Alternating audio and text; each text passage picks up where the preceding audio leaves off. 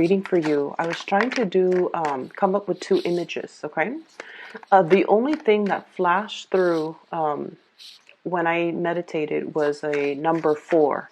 And the way it was written in the reverse. So, number 4 is like this, right? I saw it going the other way.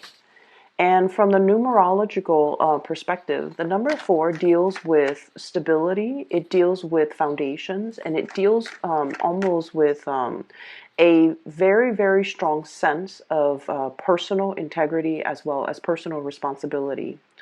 It's the table with the 4 legs, okay? It's like the epitome or the apex of stability in some areas of your life. And traditionally, number 4 people are quite spiritual. They have healing hands, healing touch. They're naturally empathic, and they have the ability to soothe, scared animal, to soothe children, distressed children, or even scared children, or children that might have, I'm hearing colicky, or even children that are emotionally like distressed. Okay, so number 4 people are natural healers, and they might be in a healing profession in some capacity. The thing about number 4 people is that they're not innately emotional people, but they do care about humanity in as a collective. Okay, they're a little bit more detached, but they care about humanity. They care about the state of the world, and they will never ignore a crying child. They will never ignore a distressed animal that is starving or that is chained up. And in a way, too, number 4 people, their major fear is about growing old, is about being in a position where they're not independent or they're not self-sufficient, and they might need other people to take care of them. So that's one of the major phobias of number 4. They don't want to grow old. They don't want to be reliant on other people. They don't especially want to be put in any type of a situation where they can't take care of themselves. Okay, so I feel like, all the number 4 energies, the good side and the shadow side, is really coming up in this spread. And especially because the 4 showed up in the reverse, it indicates to me more of the shadow side of the number 4 coming up for you to kind of reorient your life. Okay, so the whole concept about, many of you, about, being a healer, being an empath, being a light worker, and being in a position where you are soothing people, you're taking care of distressed people, you're taking care of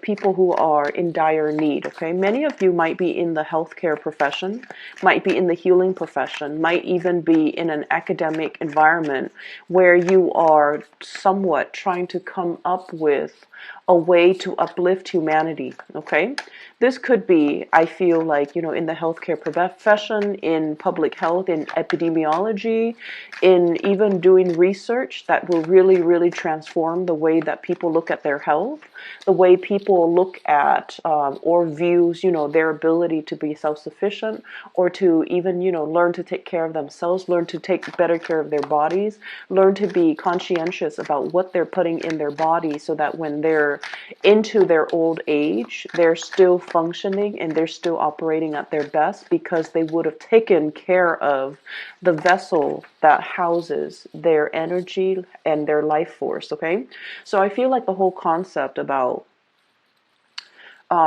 really taking care of yourself, being aware of your mortality, being aware of your human limitations even, and working with it, not against it, so like not overexerting yourself, taking better care of what you're putting in your body, being mindful of your diet, being mindful of what you want your body to do for you, so that when you're older, you can still, you can still enjoy life without, physical ailments. Okay, so I feel like many of you might have had a recent health scare or a recent wake-up call when it comes to treating your body at almost like as a temple. I'm also seeing as well the concept about being able to be self-sufficient and to really take care of yourself. The number 4 people, excuse me, let me just pull up my sleeves. The number 4 people are the worker bees of the numerology world.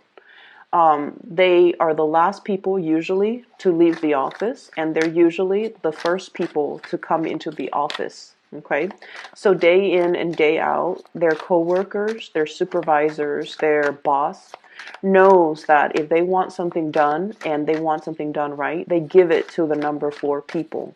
Mainly because they just don't quit until things are done properly. They don't mind putting in, clocking in extra hours, even if they don't get paid for it. They don't mind doing that.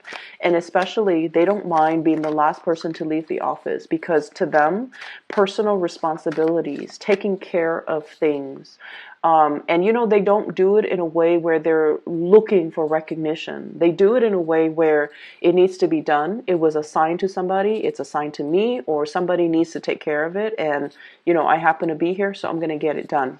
And so they're really, really hardworking. So the energy of hard work really paying off for you. I feel like, the hard work, the dedication, all of your efforts, all of the things that you're working really, really diligently at, all of these things, at the time that you're doing them, you're just like, I'm going through the motions. I'm doing it out of a sense of responsibility. But what you don't realize is that it helps to ground you, it helps to anchor you, it helps to really build up that foundation for you so that you can be seen as a major force to be reckoned with in your professional life, in your work environment. You're admired and, even looked up to, like heavily looked up to, admired, and even intimidated by the people who are working in your midst, who are your colleagues, mainly because you're kind of like that energizer bunny. You keep going, you don't get fatigued, you don't get tired, and you're not one to keep scores like, oh, I did this yesterday, so you need to do it the next day. You're not one to do that. You're just, duty calls, I need to get it done, so I'm going to get it done. And as a result of it, it's very, very foundationally good for you to work with this energy, not to give up, do what you feel you need to do, regardless of who's watching. Okay, so I feel like there's a lot of lessons here coming in regarding hard work, regarding paying it forward, and really grounding yourself. And just know that hard work will always, always pay off. It might not pay off in the immediate moment in time, but months and years and further down the line, it's really going to come home. The good karma will really come home and roost for you. Okay. So that's what I'm feeling here. For many of you, you might be, exhibiting the number 4 energy in your work environment, where people have a great deal of respect for you. They also see everything that you're doing, and it inspires them to want to achieve more. It inspires them to almost like want to be like you and want to, it's almost like they're trying to figure out where the source of your endless energy comes from, what really, how you recharge, how you can keep going without, feeling fatigued. Okay. And they're almost trying to figure out where that source of that fountain of youth comes from as well. And I'm hearing the fountain of youth mainly because I feel like for many of you, you don't get tired, and your energy is very sprightly, it's very optimistic, it's very buoyant. And another thing is that number 4 symbol is also very similar to the symbol of Jupiter, and Jupiter deals overall with optimism. It deals with luck, it deals with expansion, and it deals with the ease in which we navigate problems in our lives. We don't let them bog us down for too long. We kind of blast through it. We pick ourselves up of our own bootstraps, and then we keep going. So a lot of people are looking at you in awe and admiration and wondering where your source of energy, drive, determination, optimism, and abundance is. Where is that coming from? And it's not apparent to them. And I feel like, for many of you in public, you have a very dignified and regal way in which you express yourself. And I feel like, you allow yourself to be vulnerable to the extent where When you're around people that you love and people that you trust 100%, that's when you let the vulnerability shows. But when it comes to, acquaintances and just random people in your environment, they see you as somebody who's like a pillar of strength and stability, like, that the table with the four legs. They don't see you buckle under pressure. And the table with the flat surface, it is able to withstand a lot of weight. It's able to hold and contain a lot of things. So I'm also seeing, kind of like that reservoir, deep reservoir of knowledge, and not only just, technical knowledge, but also spiritual knowledge. So I feel like people see you as being very, very strong, very, very stable. You don't buckle under pressure, and you never need to ask other people for help, okay? Let me get two more cards for you. Okay, so we have two. Which I feel brings me to the point of the reading. Because, like I said, the number 4 comes out almost like in the reverse. Okay, I'm seeing it kind of like a reflection of it in the mirror, where it's transposed in the opposite direction. So what that means is there will be situations, a lot of situations, a lot of troubleshooting, a lot of fires that you have to put out in your environment. Okay, you have to bring kind of smearing over into. Into the time of Aries. And I was laughing because when I said smearing, I see this kid with like a crayon and going wild on the walls. Okay, so many of you might have a little bit of like boisterous children. Okay, a little bit naughty, might be getting in trouble. So there's just a lot of fires that you have to put out, either in the household environment or even in your work environment, but you're handling it with such grace.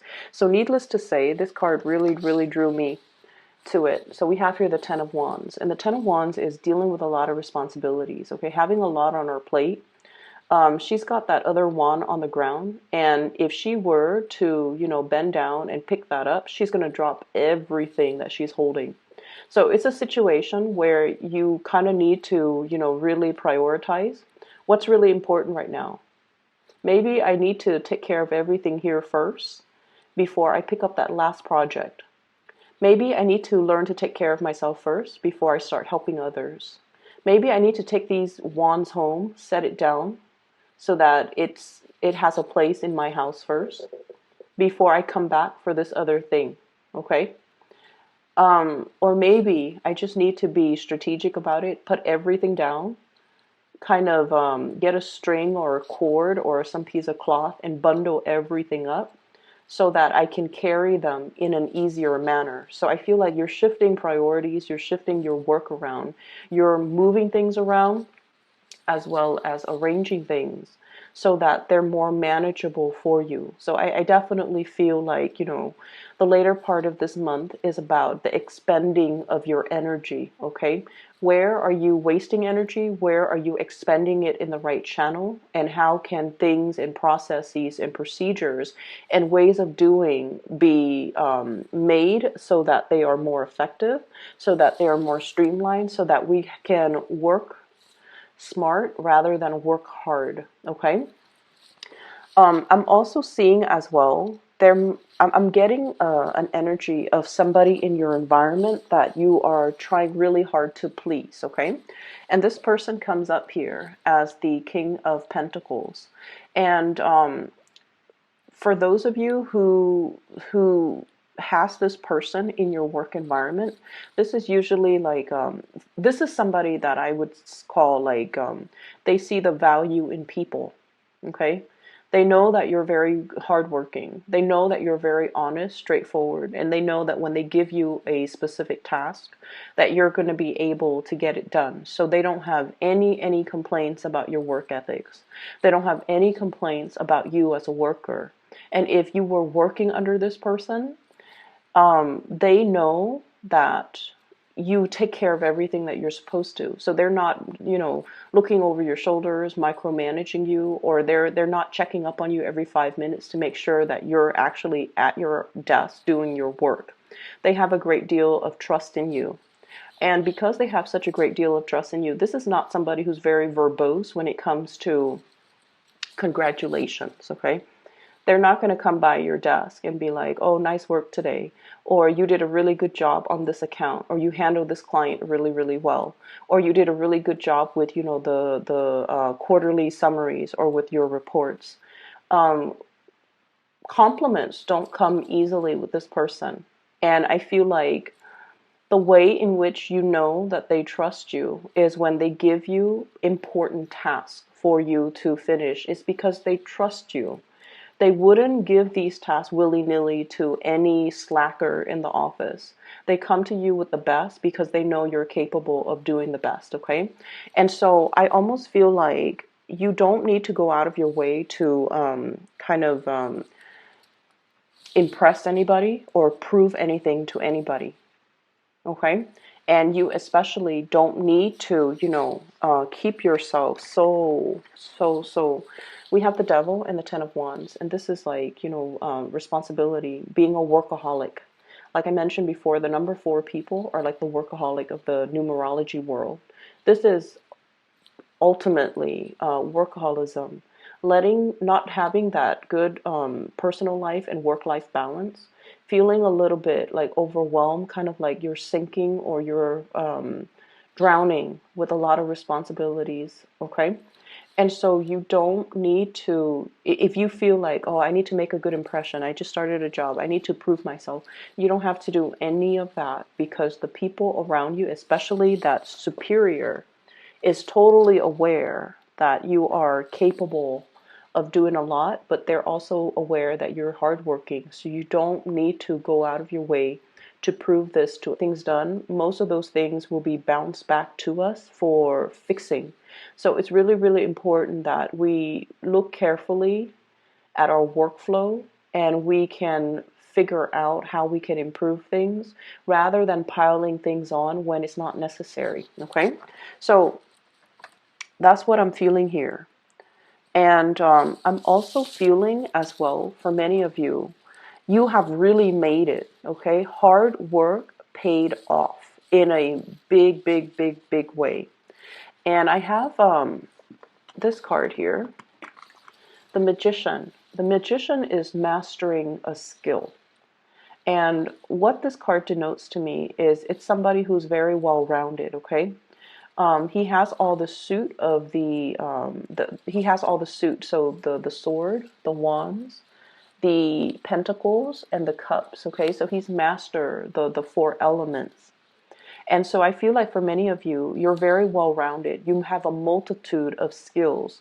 So I see people who have had a lot of jobs, as teenagers, okay? You might have been a cashier, you might have worked in fast food, you might have been a waitress, you might have been a hostess, you might have been a receptionist. You had a myriad of skills under your belt. And so when you go out into the world as, in your 20s, okay? And you're trying to find like part-time jobs, or you're trying to figure out like, what career path should I go? You have a lot of things to go off of. You have a packed resume, a stacked resume.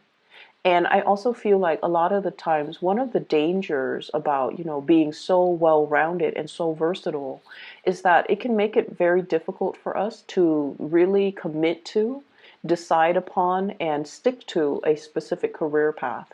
Because we feel like one career might bring us a lot of financial abundance, for example, but it's not intellectually stimulating. Another career might be very, very intellectually stimulating, but it's really not allowing us to, help people. And then, such as, doing research in a laboratory, like day in and day out, you're stimulated, but you don't feel like you're applying that knowledge or you're helping people in a physical, tangible sense. And then another job that might be really, really, really exciting. It allows us to travel. So, for example, being like a sales rep, and it brings a lot of money, but it's lacking in that emotional abundance because it's hard to maintain a relationship when you're constantly on the go, when you're, sleeping in hotel rooms every night, when you're constantly traveling.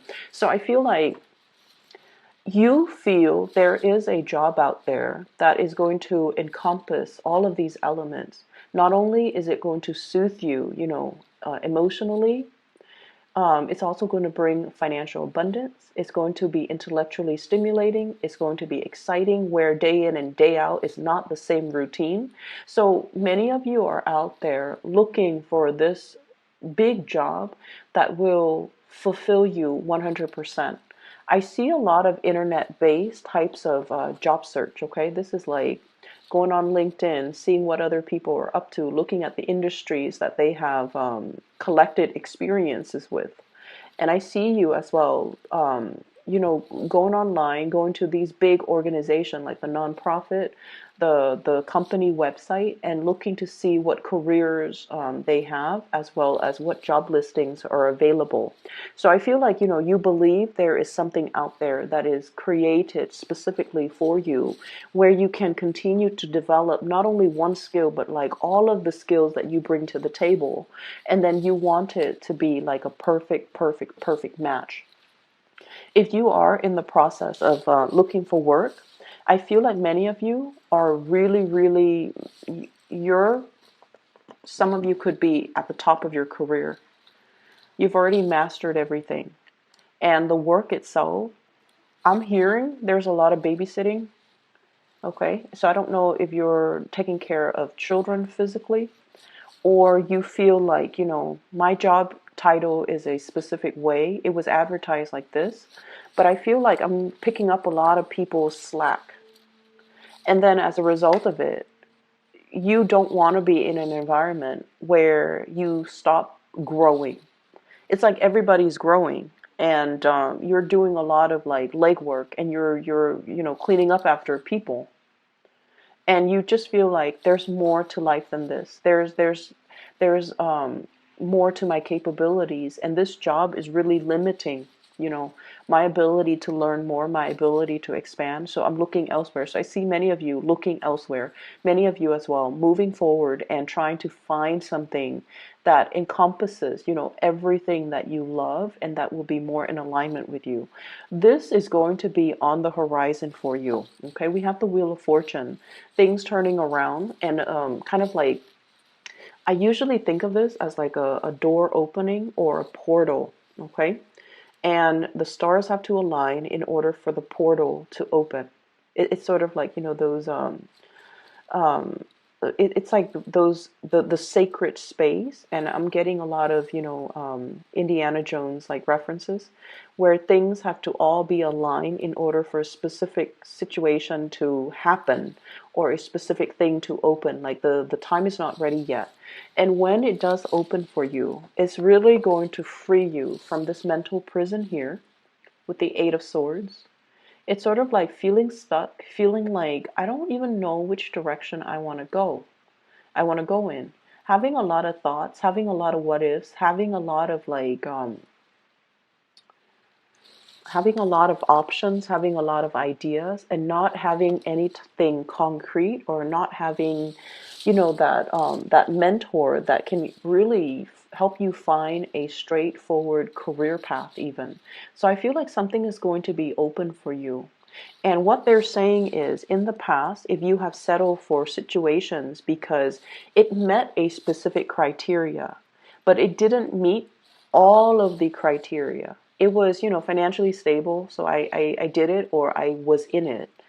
Or the other one, it was, intellectually stimulating, but it wasn't very stable financially. So something is coming into the picture that will honestly, truly meet all of your criteria.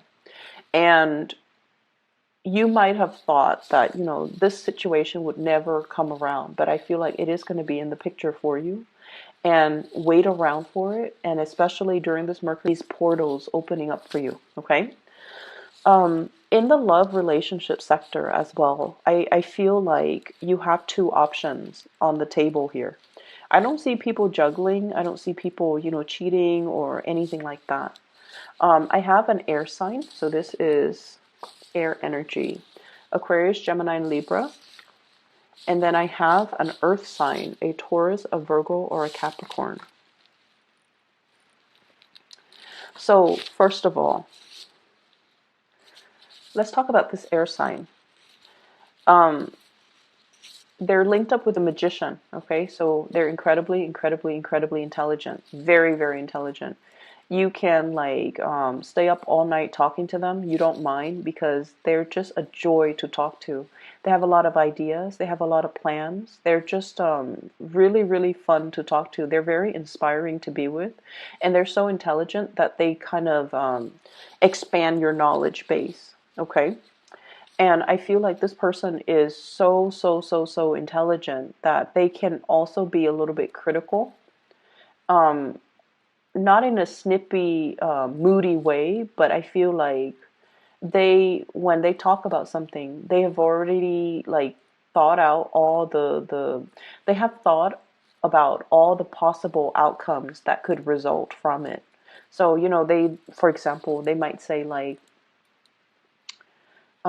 they might say like, I really, really want to be a teacher, but I know that, teachers don't get paid a lot, especially in the public school systems. And then we have to deal with all of those administrative meetings, which really cuts into the time that I have in the classroom. And then on top of that, we're now teaching to, meet some standardized test scores. Just we're teaching students just so that they can pass the test. We're not really teaching them life skills, or we're not really teaching them properly. So as a result of it, I'm not going to be a teacher. So it's sort of like that. They have thought about every possible avenue, every possible factor, every possible downfall and pitfalls about a situation. So even though they have a lot of good ideas, they're very, very scared to act. I feel like you're dating this person socially. We have here the Three of Cups. And then I also feel like the communication there's a lot of internet-based type of communication, text messages, emails, and fast, swift communications happening between you and this person. And I feel like this person is not 100% sure how they feel about you. Okay? They're still a little bit stuck in their predicament. They're going to free themselves soon and come towards you. But what I do feel is they see your energies like this. You guys are the life of the party. Like when you work hard. When you play hard. And so I feel almost like this is somebody who might be a little bit more of a homebody. They see your energy as the life of the party. The magician is what I usually call the life of the party. It's somebody who knows how to talk and mingle with everybody from all walks of life. And when they go out and they have fun, they really, really know how to let their hair down. And I feel like because of that, this person feels a little bit intimidated by you because they're not really sure if you are. They might see you as having a lot of options. Seven of Cups. So they need to have 100% certainty that you are into them before they can commit to you. So that's just so you know. On the other hand, I do see another person here, and this is the King of Pentacles, Earth sign, Taurus, Virgo, Capricorn.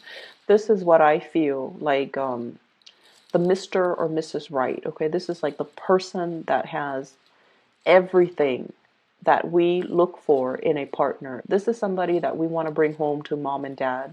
They're proper, they're polite, they're financially stable, they're very loyal, and they're also very calm and in a way like bashful when it comes to public display of affection. Okay, this is someone who's very prim and proper. Some of you might be in a relationship with this person, and recently it seems like there has been a lot of responsibilities from your end and from their end where you're not able to meet up together as a couple. There might have been a few arguments and flare-ups in the relationship recently as well. But no matter what, you and this person always comes back together. This is somebody where if you've had a really bad day, they will give you a foot massage. Okay, if you were on your feet all day, they will go home, pamper you, massage you, and just take care of you. They really, really take care of you. They're not 100% emotionally expressive. And I feel like the characters you're dealing with, this air sign and this earth sign, they're not 100% emotionally expressive. They're not going to tell you, oh, you look very beautiful today. They're not going to tell you, I really appreciate everything that you do. They don't work and operate in that way, but just know that you are very, very loved and looked after. And, like I said, you're a force to be reckoned with. So I feel like the people around you really, really care about you. They just don't express it in a very verbal way. And so you kind of, with the Mercury retrograde time frame, the best way for me to explain how to navigate the energy is don't listen to what people say, watch what people do. Because the surface communication, it's all a facade, it's all an act. It doesn't really mean anything at the end of the day. It doesn't even matter. It doesn't even have any substance. Look at what people do. And this person, I feel like they will do things to show how much they care. This person as well, they will do things to show you, how much you mean to them. And so, whatever, I feel like, if you feel a little bit overwhelmed with work, I definitely feel as well that you have to learn to kind of balance out your work life and your personal life, or even your social life. Okay, like work hard, party hard, or play hard, but you also need to preserve the time to really be there for these people who are also quite important in your life. You have some good things coming in, and I can assure you that hard work does pay off. You're going to start to see snippets of it, the payout, okay, at the end of this month, once we pass that, the 23rd, with the Mercury retrograde energy. So things will be righted again. Just make sure that you're not taking your work home. Make sure that, you leave the time and the space for yourself to kind of leave work at work. And then when you get home, that you're not constantly thinking about it, okay? Let me see if there's anything else here. I feel as well, the later part of this month is also a really, really good time for dating and getting back out there and socializing for many of you. So if you are, trying to find the right person, I especially see the latter part of the month being really, really good for Mr. or Mrs. Right, someone who's right up your alley to come into the picture, who sees all the, the good traits, who sees how hard you work, how dependable you are. They're going to be coming into the picture, and I feel like they're very, very much in alignment with your energy. Okay, so I will leave it at that. Leos, I wish you the very best for the latter half of this month. If you are interested in a reading, I do have a link in the description box below for a psychic. Her name is Bridget. She's based out of California. She is phenomenal. I highly recommend her. So if you're looking for a reading for yourself, or you know someone who is in need of spiritual guidance, I highly recommend that you get a reading from her. I've listed her link below, so if you click on that, it should take you to her scheduling website, okay? Take care of yourself, and I'll talk to you soon.